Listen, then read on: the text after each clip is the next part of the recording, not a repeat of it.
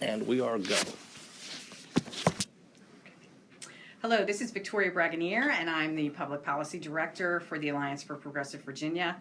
And today we are interviewing Delegate Mark Levine. And thank you, Delegate Levine, for being with us today. It's my pleasure. So to start off, could you give us a short biography and also talk about your district, the 45th District? Sure. I don't know how short I can be about that. I've been a progressive citizen activist pretty much all my life. I like to say my activism started when I was 5 years old, and I took all my mom's carton of cigarettes and ripped them up and threw them in the toilet because I wanted to save her life. So I've been a troublemaker going way back. I led protests in college and law school. You can even see I got a protest sign in my office about stopping institutional child abuse, which is one of my many issues I fought on. In fact, I've been, in terms of GLBT rights, I've been there fighting more than 20 years, actually. I did a march on Hollywood before Will and Grace to encourage them to have positive role models, characters. I was a leader in the marriage equality movement. In fact, I co-founded Marriage Equality California, which I believe is the second oldest in the United States. Marriage Equality New York beat us by 3 months, so all right. But we were the second in the United States. Wow. Just 4 of us after I went to an openly lesbian assemblywoman who, when I asked her about marriage equality, laughed at me and said that we'll never see that in our lifetime. And so I started a movement. Me and many, many others. I don't want to claim it was me alone, in fact. But the Valentine's Day marriage protest was something that the 4 of us started and became a national movement. I've done marches. I've done the Iraq War. I've done them. Bush v. Gore, when it came around, actually is what. Brief biography. I got a degree in economics from Harvard. I was a Fulbright Scholar in Switzerland. I went to Yale Law School, where I actually worked for a semester in an inner city school, learned a lot of things there. I worked for a summer as an intern as a Nazi hunter. I've had a very interesting background. A Nazi hunter? Yeah, I worked for the Department of Justice deporting Nazi war criminals in the United States and built a case on 2 of them. So I did my part. Awesome. It's really cool. I don't think that thing exists anymore. It's the Office of Special Investigations. Then I was a trial lawyer in Los Angeles for a number of years, where I came out of the closet as gay, which was a lot scarier, I think, 25 years ago than it is today, although we still have a lot of work to do. And was there until 2000 when Bush v. Gore happened and kind of rocked my world. Frankly, I didn't think that a coup d'etat could happen in the United States. I thought we were above that. I was wrong. And I was hired by the Congressional Black Caucus to write the brief challenging the Florida electors. Okay. And that brought me to Washington, where I became legislative counsel to Congressman Barney Frank and did ran his legal shop, as it were, and worked on his bills and a huge number of progressive issues. In fact, in many ways, it's his way of legislating is still my role model. And many of the practices that I learned in his office, I've brought to my office. So while I'm new in Richmond, I'm not new to the business of legislating. Many know, lots of things in my story. In 1996, my sister was murdered by her husband.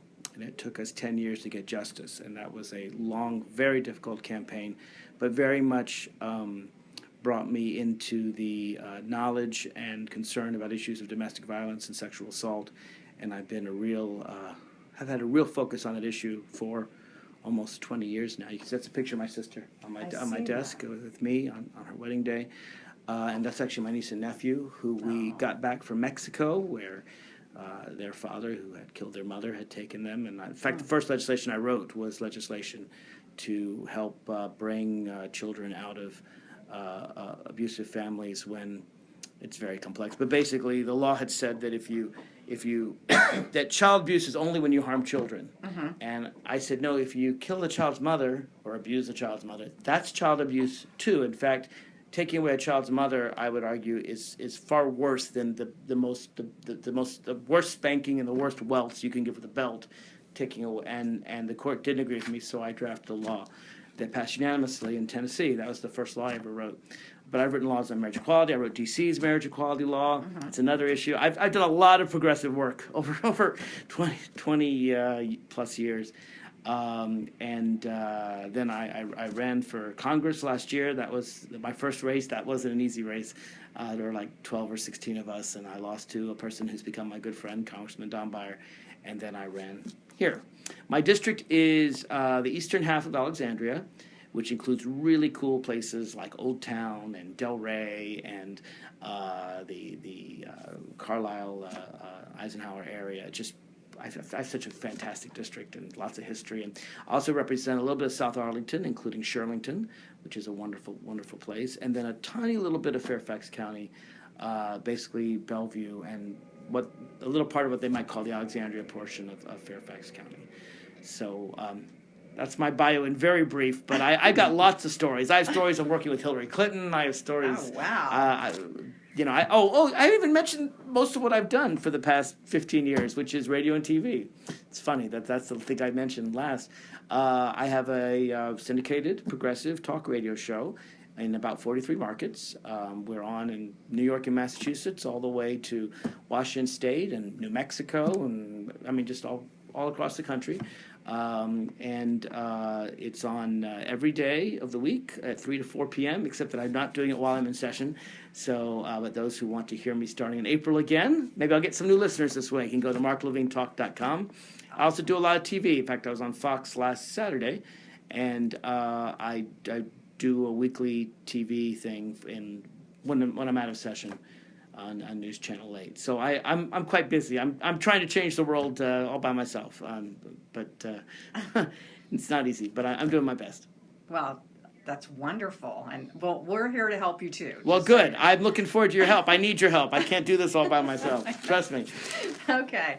Well, so first off, the Alliance for Progressive Virginia is a multi-issue progressive organization, and one of the issues that concerns us has to do with transparency in government. And so we were really pleased to see that one of the very first things that you did when you were sworn in here at the General Assembly was to start the Transparency Caucus. So I was hoping you could talk about that and talk about what you hope to achieve with that caucus. So I was sworn in on a Wednesday, and I formed the Virginia Transparency Caucus on Friday. So it took me a couple days. But no, it was interesting about this is one of the things I strongly believe in is looking for allies wherever you can find them. And I met Republican Senator Amanda Chase at a freshman event. She's a freshman as well at the Lieutenant Governor's residence. And she's not a progressive. In fact, I suspect that y'all would disagree with her 90+% of the time. She doesn't agree with me on guns or reproductive freedom or civil rights, a whole bunch of things we can talk about we disagree on. But we do agree on transparency in government. And it was really cool to see someone who obviously I disagree with on so many issues did agree with me on that one. And one of the real problems we have in Virginia is that a lot of bills die in subcommittee and people don't even know how or what. They're open to the public. The public can come, but my public is busy working in Alexandria. They can't be there in Richmond at the last minute and follow every bill. So you can vaguely tell people what happened. But I thought people should see what happened, should see the arguments people make. If they're going to kill some of my great progressive bills, and I had about 20 bills this session on everything from increasing minimum wage to protecting victims of domestic violence to decriminalizing marijuana to family medical leave. I mean, some real good progressive things, which we can talk about. And I didn't think they would succeed, but I wanted people at home to see how they're killing these bills, why they're killing these bills, what arguments they make, if any. On some, they made no argument at all, and they just killed them. And so I vowed that I would videotape every single bill that I brought before committee and subcommittee, and I have. Oh, great. And I was sharing that with Amanda Chase, and she agreed with me. And it was great, because like I said, we don't agree on the ideas, but we agree that on open government. And so she agreed to do it as well. And we formed the Virginia Transparency Caucus, and we now have, I'd say, about a dozen members, probably more, Republicans and Democrats, senators and members of the House of Delegates. And they're not all agreeing to tape their committee bills, but they all agree on promoting transparency. And we're trying to encourage everyone to do that because whatever your views are, from the far right to the far left, I think constituents have a right to know what their elected representatives are doing. And the best part about this idea is that it doesn't require legislation. It's kind of hard to get things through a Republican-dominated General Assembly, but all I'm doing is committing to videotape a public hearing. And if everyone would do that for everyone's bills, it would all happen without the need of legislation. And one of the things I learned as a citizen activist is that legislation isn't the only way to do things. That's what I learned in the marriage equality movement. You know, they turn you away at the front door, you find some side door or window to go in. Right. And so I think this movement will grow. I think we've planted a seed, and I look forward to growing it over the next few years. That's wonderful. Yeah, I've always been confused myself, and they actually brought it out in the House on the floor a couple weeks ago. They were talking about the bills that they had put in and I can't believe that's what they call it, but they call it the ice chest. Yeah, the freezer. But they didn't explain how they decided to pick these particular bills that will never be heard, ever. Well, they don't like them. That's how they pick them. I mean, I wish I could argue there's some sophisticated system, but they tend to do that for the most progressive bills.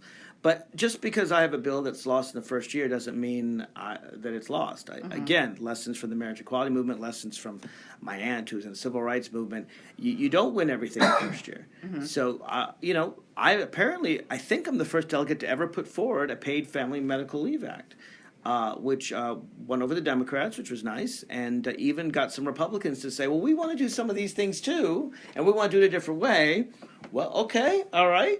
And people who watched that subcommittee hearing on the video transparency, but all this is on YouTube at Delegate Levine, so you can look it up, or I think it's Delegate Mark, I'm not sure, but look it up and you'll be able to watch these things. So now I can hold their feet to the fire. See, that thing he said in committee, he might forget. I won't say which delegate it is, it's a Republican, but now we have on YouTube a Republican that said, oh, I want to do that too, I just want to do it a different way. Well, great. Now I'm going to talk to him over the next few months, see what he plans to do, and if he doesn't work with me, that will become public record as well. And if he does work with me, we can craft something. It won't be as much as I like, I'm sure, but if we can get some paid leave for a woman who's just had a baby in Virginia, that would be a huge step forward. That would be great. That's wonderful. Well, let's go on to some of the things that are coming up now that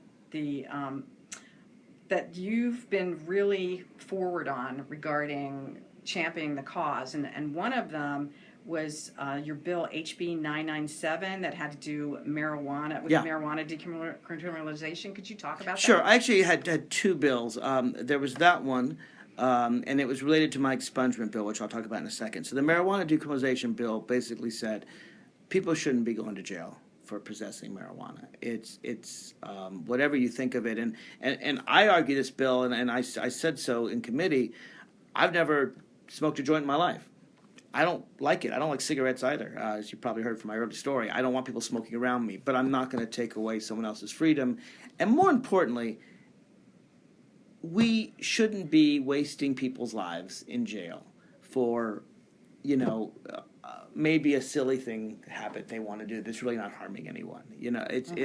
It's just part of my progressive values that, if I don't like the way you dance, that's just none of my business. Dance how you want. And the only time I should be concerned about how you dance is when you throw your fists around and it gets close to my face. Now I'm concerned. But basically, you should be able to do whatever you want as long as you're not harming anybody else. And I think most marijuana smokers, they may be harming themselves, but they're not harming anybody else. And so my bill would have treated it like a traffic fine. Now, to be fair, I would legalize marijuana. I would tax it, regulate it, treat it like cigarettes and alcohol.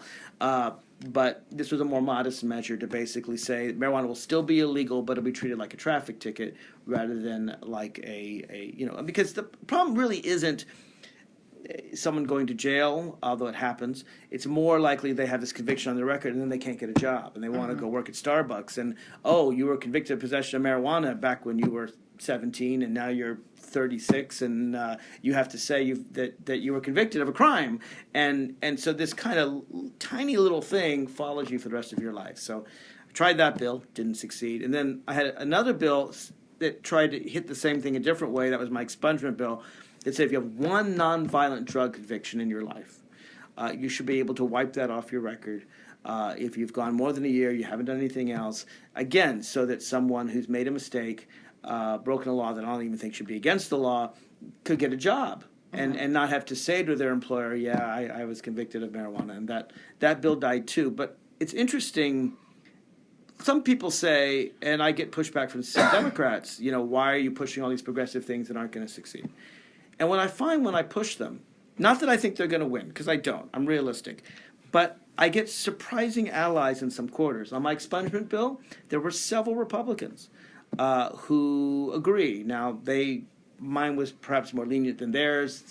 Mine was 1 year afterwards. Theirs talking 10 years. Mine was any time in your life. There was only when it happened as children. But already I could see some places for some compromise. And so one of the things I firmly believe in is you should put forward what you want. But by all means accept 50%, 30%, 10% of what you want. If it moves the ball in a progressive direction, I'm going to support it. And I don't think that the perfect should be the enemy of the good ever. So I'll take 10% of what I want. It's better than zero. But at least you should put forward what you want. And that way you can see where allies come from. And again, I see all of these things as multi-year battles. This is just the very first volley. We're going to go forward after that. Okay. Well, there was another bill that I wanted to ask you about. Yeah. HB 1001, the terrorist screening database Yeah. bill, that had to do with purchasing of a firearm. Right. I had two firearm bills. There was that one which said that if you're considered so dangerous to the United States government, they won't even allow you on a plane because they're afraid, I don't know, you might strangle someone or stab them with the little plastic knives that get you on the plane. Frankly, given that they search for weapons on planes, and they don't allow those box cutters anymore. I'm not sure how much damage you could do on a plane, but given that the federal government thinks these people are that dangerous, maybe we shouldn't let them buy semi-automatic weapons with thousands of rounds that can kill. I mean, if you're too dangerous to be trusted with a plastic knife, maybe you shouldn't have an AR-15. But I brought this to the Militia and Police Subcommittee, and they killed it along with a bill that would have affected more people, which would have required background checks for all internet gun sales. And there's hundreds of thousands of guns sold on all kinds of websites that just aren't regulated. And it's something that, but again, these are progressive bills I didn't think would succeed this year, but I'm not giving up. And I'm going to work with them. There's interesting gun compromise put forward by Governor McAuliffe. I think we're cracking the door open a little bit, and I'll keep pushing. Good. And then there was another bill that you had that was really interesting. HB 1006, marriage, persons other than ministers who may celebrate rights. Yeah. So that was really interesting. Why did you, what that one came to me by a constituent. I wouldn't even say it's a progressive piece of legislation. I just say it's a rational piece of legislation. So Virginia says that if you want to get married, you get married by a clergy person. And they can't just be like California lets you sort of go on the internet and become, an internet clergyman. No, you must have a congregation. You must be a minister, rabbi, imam. You must have a congregation. Or they pick just a couple people to give you secular marriages, and those people charge a nice high fee. Or you can put forward a $500 bond and file a court motion that may or may not be granted all because you want your best friend to marry you. This is just for wedding officiants. You want your dad to marry you and your spouse. You want the old family friend. Talk about getting government out of our lives. We want Uncle Joe to marry us. Okay, why should Uncle Joe have to find a lawyer and file a court proceeding and find a $500 bond and may or may not be approved by a court? This is ridiculous. So my bill was simple. It said, you want someone to marry you? Just as long as the bride and groom agree, both spouses agree, boom, you put the name down, you're done. And I didn't think this was a progressive bill. I thought this was just a common sense bill. I think maybe some conservatives are worried that we're taking clergymen out of weddings. But at the end of the day, it's up to the people getting married to decide who the wedding officiant is. Come on. And they killed that one, which really surprised me. But this came to me from a constituent who'd had trouble. He wanted to marry a couple friends of his, and he had to go through this whole procedure, and he brought it to my attention, and it made sense to me. And I was surprised that one didn't pass. They really couldn't even think of an argument against it. They just killed it. But if you go to Delegate Mark and watch on YouTube, and you'll see how flimsy their arguments are as they just kill it. Okay, I will definitely do that. Please do. It's HB 1006. Okay. All right, and the other thing that I wanted to ask you about, and you were, and thank you as well. Thank you very much. You co-sponsored our bill, which was HB 427 with Delegate Hope, which is the bill banning conversion therapy. And I'm sure you're aware, we've brought this bill now for 3 years, and every year they kill the bill. And so I wanted to get your take on, one, where do we go from here? And then two, I also wanted to get your opinion about some of the arguments that we hear from the opponents, and there are three main ones. But first, where do you think we should go from here? First of all, that was a fascinating session. I kind of wish I'd recorded all of it. I was there because of my bill, HB 1005, which banned discrimination against LGBT Virginians in employment, housing, and public accommodation. It was a very wide, broad bill that just ended discrimination once and for all. And that's when I heard the conversion therapy bill, and they also had some really horrific bills, mostly aimed at the transgender community, who seem to be the new scapegoats of that wing of the Republican Party. It's almost like they realize they've lost the battle to demonize gay and lesbian people, so now they're going to harm the weakest and most persecuted minority in America, which is transgender people. When I say weakest, I don't mean these people are weak. I mean they have the least political clout. A lot of these people are very strong, frankly, and have gone through hell. And I was moved by... So they had a bill, and I'll get to the conversion therapy in a second, but it was that hearing. They had a bill to basically say you have to go to the bathroom of the place that you know, whatever your original genitalia were.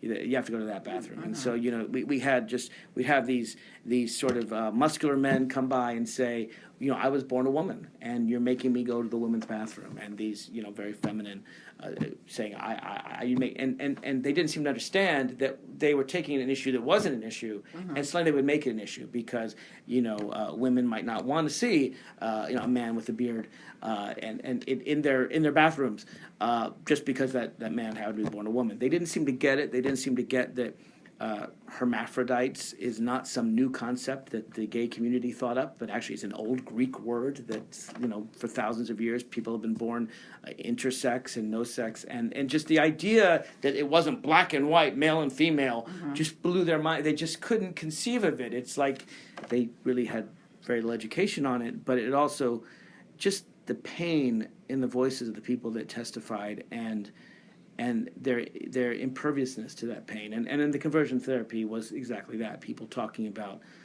lives wasted and ruined, and not just money wasted, but some really ridiculous, awful things that, you know, just these, it's not therapy, it's BS, it's, which is about the nicest thing I can call it. It's torture. I mean, you're really, it's been banned in many states, and what it is it's people trying to fight nature, you know, it's like it harms a lot of lives, and it's funny. I don't know any real ex-gays, but I know lots and lots of ex-gays. Because what's the distinction? Well, an ex-gay is someone who claims to once have been gay or lesbian and no longer is, but an ex-gay is someone who says, you know, my sexual orientation is my sexual orientation, and I, you know, I can't be trained not to have it. It's an orientation. You know, it's something that's in us. But I think there's a lot of ignorance, and one of the things I hope to do as an openly gay man in the General Assembly is get into some one-on-one conversations, and I'm already starting. It takes time. I'm new here. I'm just getting to know everybody's names, but particularly with Republicans, and let them get to know me. And I'm, you know, I have a lot of interests. In fact, some people, when they elected me, didn't even realize I was gay because I got so many interests in so many different causes that I care about. But I'm tired of people being stereotyped into these one-dimensional characters, and I think once it's very hard to be prejudiced against someone you know. It's very easy to be prejudiced against someone you don't know. And so I think that this fear of the other, which we find in all of humanity, which we find in maybe the Republican presidential nomination right now, the more people get to know people, the less are they likely to fear someone who's different from them. And I hope to build up some of these personal ties, but I know that takes time. Okay. Well, let me get your take on some of the arguments that we hear from the people who don't think that our bill should pass. All right. One of the very first things that we hear is the issue of parental rights, that a parent has every right to take their child for whatever treatment they deem fit. I'm going to go get my sign. I wish we had video here. So I have a sign in front of me that says, "Say no to institutional child abuse." This is a cause of mine that I've fought since 2005. It's been more than a decade. This is very little to do with gay rights, although there are some anti-gay people. What this is parents who want their children to get some tough love. They're tired of their children talking back to them or smoking marijuana or whatever, so they put them in these wilderness camps or boot camps or discipline camps, or some call them drug treatment centers or Christian youth centers. I'm not attacking all Christian summer camps at all. I'm attacking the ones that are abusive, because some of these places, they send them there and the kids are beaten and the kids are raped. Little young girls are raped, and they can't tell their parents what's happening to them because they keep all communication censored. And so these people are trapped. And things happen to these kids that can't happen in prison. Frankly, some of these kids commit crimes just to get out of these places because prison is a lot better for them than these torture chambers. I'm trying to regulate these places. The point is, a parent doesn't always know best. We like to think they do because there's lots of wonderful, wonderful parents. But not all parents are wonderful. And children need some basic human rights. I mean, good for Hillary Clinton being part of the Children's Defense Fund. I think a child has a right to her own body. I don't think a parent can force a child to either have an abortion or not have an abortion, for example. A child has a right not to be forced to undergo torture of any kind, particularly not against their will. I don't think parents have a right when a child has a debilitating disease to refuse to give them medical treatment because they believe based on their religion. No, children. The irony, it's so striking to me that the people who will defend every embryo and every fetus and every zygote and will want to implant 400,000 frozen embryos forcibly in women's bodies because those are lives and we must save those lives, don't seem to give a damn about a child once it's born. Children have rights, particularly children who are aware enough to know what's going on, teenagers, to be forced in these torturous, unproven therapies. To me, it's the same as a parent either denying a child medical treatment or sending a child to get leeches because they believe that the blood will cure them. We don't let parents put leeches on their children anymore, even if they think it'll cure them. And we shouldn't let parents send their children to conversion therapy. It's every medical and psychological group in the world will tell you this is not only doesn't cause people to become straight, it is a terrible, awful thing that shouldn't be imposed on anyone. And I do not believe parents have a right to torture their children. I do not. It's something I fought against. In fact, I should tell you, because I'm just working right now in the budget to get more money for child advocacy centers, which helps children who've been abused, whether physically or sexually. Protecting vulnerable people is kind of one of the main reasons I'm here. And so it angers me when people would send their kids to these dangerous, unproven things. And some of this danger lasts a lifetime. It's not just during the conversion therapy, but kids hate themselves. Sometimes kids commit suicide. I mean, these things actually lead to the deaths of kids, and it's just an awful thing that needs to be banned. Okay. Well, we really appreciate you helping us with the bill, and we look forward to your continued assistance with this issue. You got it. Awesome. All right, well, you mentioned the budget, so let's move on to that. Okay. So, the budget is huge. I mean, I don't even know how many Well, we'll pages. try to get the sound effect. I just put it on my desk. It's a couple thousand pages. At least. I haven't memorized it all yet, but give me a chance. No, it's oh my God. And not only that, but try to read one full page because it's mind-bogglingly just detailed.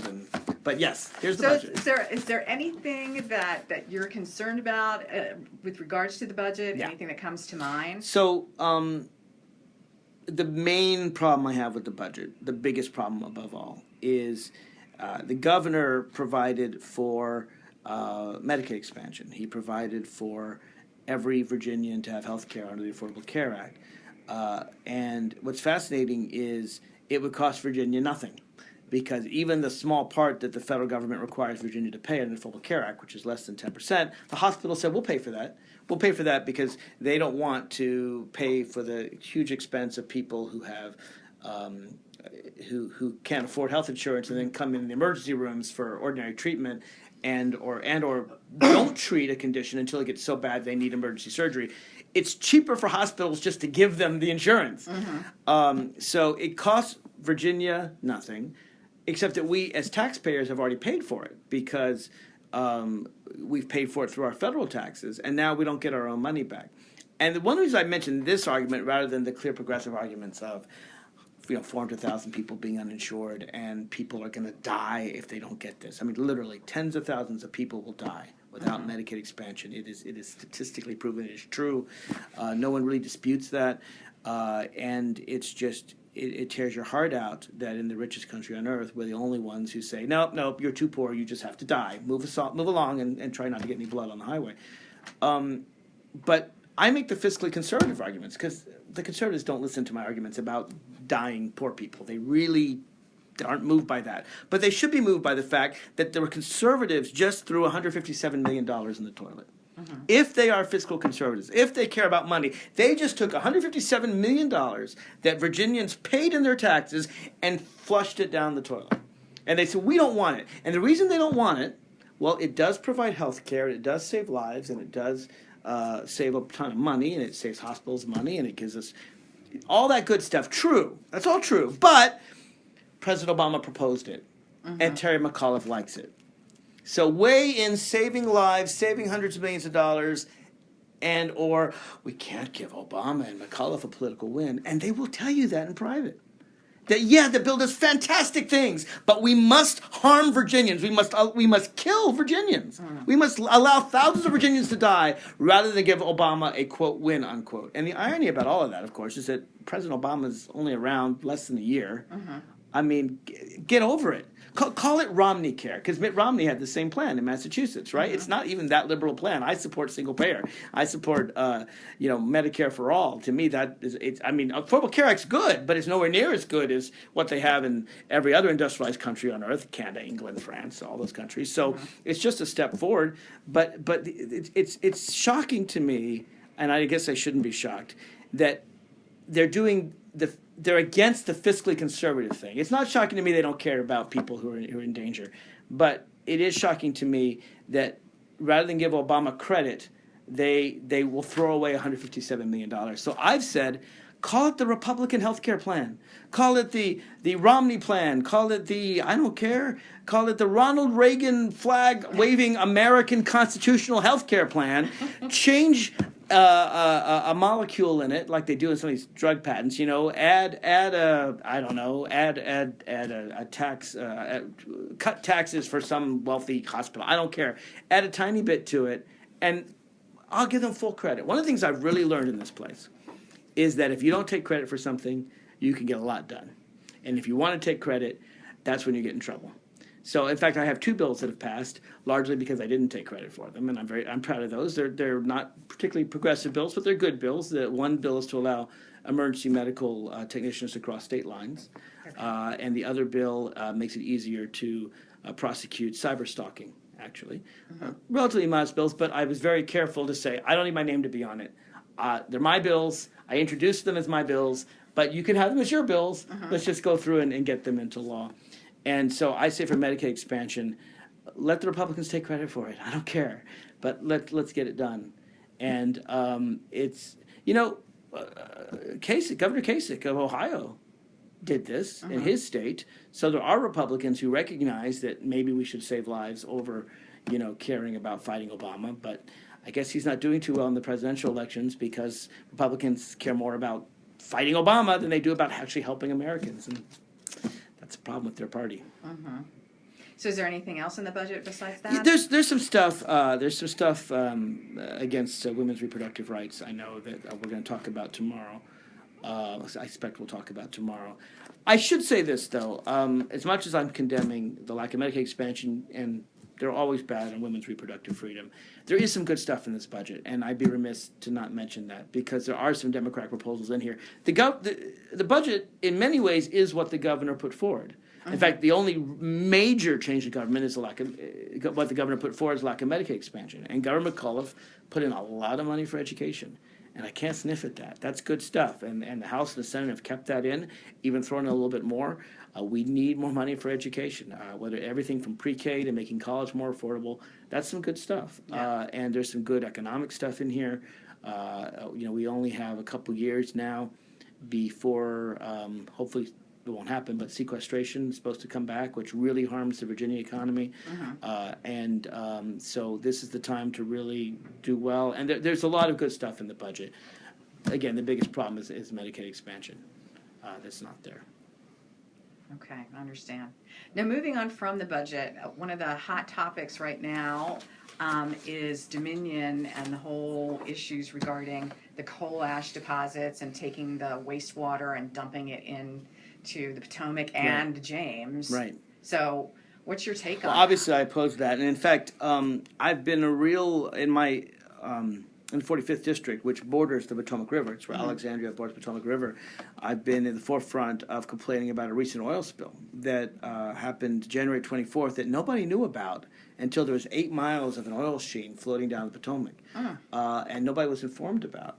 And I found out about it about 10 days into it and started making phone calls into the night, DEQ and part of emergency management.